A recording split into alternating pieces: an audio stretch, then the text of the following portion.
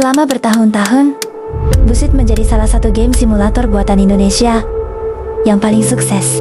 Bahkan sampai sekarang, jumlah pemainnya masih sangat besar. Komunitas mod masih aktif.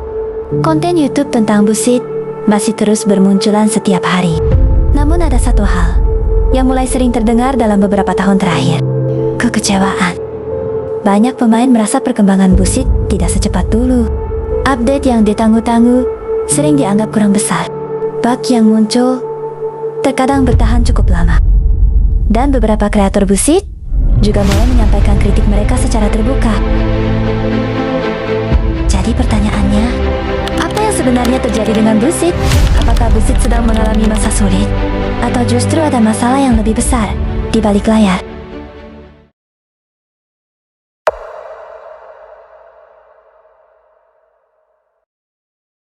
Perkembangan yang terasa melambat. Kalau kita melihat ke belakang, Busit pernah mengalami masa pertumbuhan yang sangat cepat. Fitur baru terus bermunculan.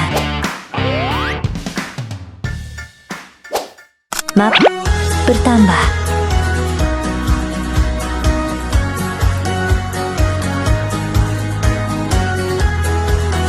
Komunitas berkembang sangat pesat. Namun dalam setahun terakhir, banyak pemain merasa perkembangan tersebut mulai melambat.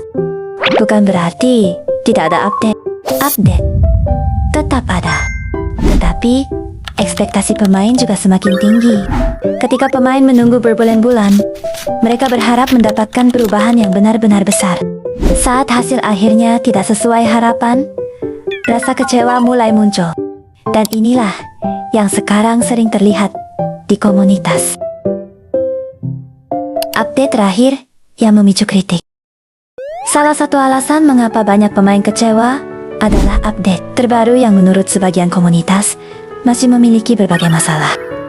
Beberapa pemain melaporkan bug, sebagian mengeluhkan performa, sebagian lagi merasa update tersebut belum menjawab masalah utama yang sudah lama mereka rasakan. Yang membuat situasi semakin panas adalah ketika perbaikan yang ditunggu tidak datang secepat harapan pemain. Akibatnya, muncul komentar seperti, "Kenapa bug ini belum diperbaiki? Kenapa masalah lama masih ada? Kenapa perkembangan Busit terasa lambat?" Dan kritik seperti ini akhirnya menyebar ke media sosial. Masalah kode name dan OBB ilegal. Namun ada sisi lain yang jarang dibahas. Busit adalah game yang sangat bergantung pada komunitas.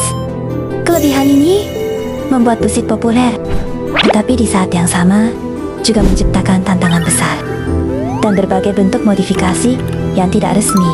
Sebagian pemain memang hanya ingin mencoba sesuatu yang baru. Tetapi dari sudut pandang developer, kondisi ini bisa menjadi masalah karena developer harus terus berhadapan dengan file yang dimodifikasi. Kadang masalah muncul karena file yang sudah diubah oleh pihak lain seperti pemblokiran iklan dan tanpa iklan. Artinya, tanpa penghasilan, yang berarti Maleo tidak dapat pemasukan. Hal seperti ini membuat proses pengembangan menjadi lebih rumit. Kenapa player dan developer sering bertabrakan? Di sisi pemain, mereka hanya ingin game yang lebih baik. Mereka ingin update lebih besar. Mereka ingin bug cepat diperbaiki. Mereka ingin fitur baru. Dan keinginan itu sangat wajar. Namun, dari sisi developer, situasinya tidak sesederhana itu. Mengembangkan game besar membutuhkan waktu, membutuhkan biaya, dan membutuhkan sumber pemasukan yang stabil. Ketika komunitas semakin besar, tuntutan juga semakin besar. Inilah mengapa sering muncul benturan antara ekspektasi pemain dan kemampuan developer. Saat Maleo fokus ke game lain, banyak pemain mulai mempertanyakan arah perkembangan Busit, terutama sejak Maleo mulai merilis dan mengembangkan game-game baru. Sebenarnya tidak ada yang salah dengan sebuah studio membuat lebih dari satu game. Namun yang menjadi masalah adalah kondisi Busit sendiri.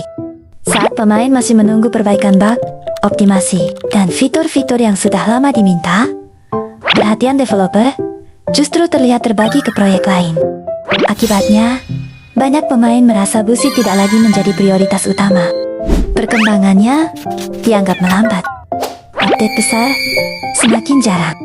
Bahkan beberapa masalah yang dikeluhkan komunitas bisa bertahan berminggu-minggu hingga berbulan-bulan tanpa solusi yang jelas. Karena itulah muncul anggapan bahwa sejak Maleo mulai fokus ke game lain, Bullshit menjadi semakin kurang terurus dibandingkan tahan-tahan sebelumnya. Benar atau tidaknya, pendapat tersebut tentu bisa diperdebatkan. Namun satu hal yang pasti, semakin banyak pemain yang mulai merasakan bahwa perkembangan Bullshit tidak secepat dulu lagi. Harapan dari platform iOS. Menariknya, kondisi di iOS sedikit berbeda. Karena sistem iOS jauh lebih ketat. Pemain tidak bisa dengan mudah memasang file modifikasi seperti di Android. Akibatnya, ekosistem menjadi lebih terkontrol. Developer memiliki lingkungan yang lebih stabil. Dan risiko penyalahgunaan file juga lebih kecil. Karena itulah, sebagian pemain melihat platform iOS sebagai salah satu arah masa depan Bullshit. Bukan karena iOS lebih hebat, tetapi karena sistemnya lebih sulit dimodifikasi secara sembarangan. Kesimpulannya, jadi apakah Bullshit sudah tamat? Menurutku, belum.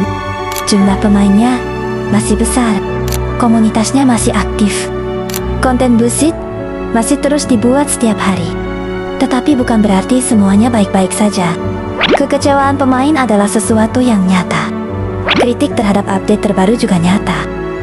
Dan tantangan yang dihadapi developer juga nyata. Mungkin masalah terbesar Bullshit saat ini bukan fitur, melainkan hubungan antara ekspektasi pemain dan kemampuan developer untuk memenuhi ekspektasi itu.